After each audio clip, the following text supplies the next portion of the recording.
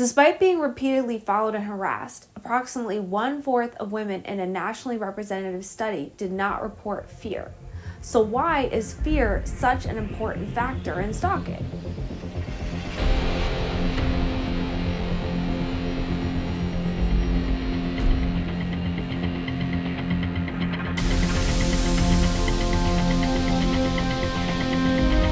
Okay, so to give some background, this is actually fairly common. 39 states plus the District of Columbia actually include fear in their stalking statute, including right here in Maryland. Multiple researchers have referred to the fear factor as a, quote, miscarriage of justice, which is the colloquial term for the fear requirement in the stalking statute.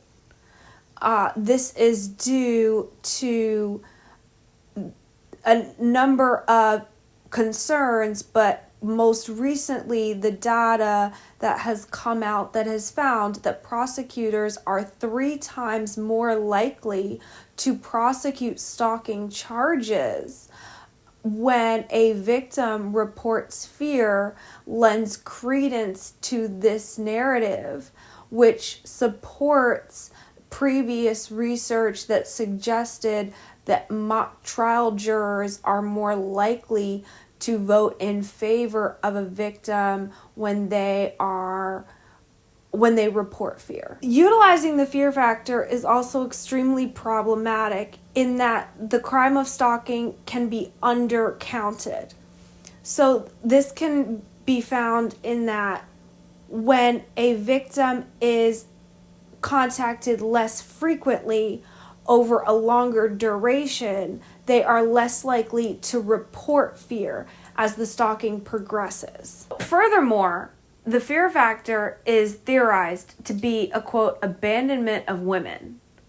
So, for example, demographic factors such as Black women, widowed women, older women, and women who have not attended college have all been found to be less likely to report fear. Others have stressed that men need to be recognized as stalking victims as well, as less is understood about their stalking victimization. Women are about 4.5 times more likely to report feelings of fear.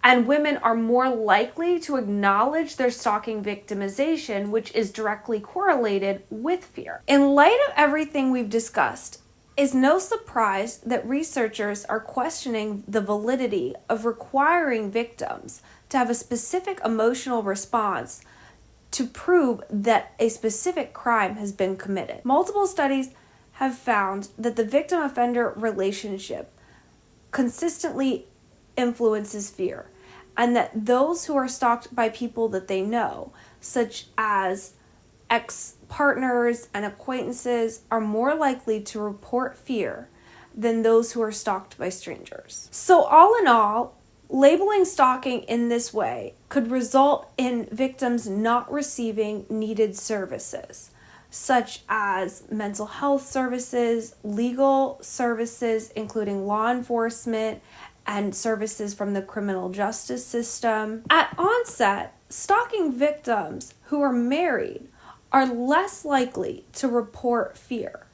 However, for example, stalking victims who experience cyber monitoring or frequent contacts as stalking progresses are more likely to report fear. These are examples of how fear can impact how stalking victims are recognized and how victims are likely to receive support services from our mental health and criminal justice system, and why fear is not a good indicator of whether or not someone should be recognized as a stalking victim. Be sure to subscribe to our channel. I'll see you in the next video. Stay safe.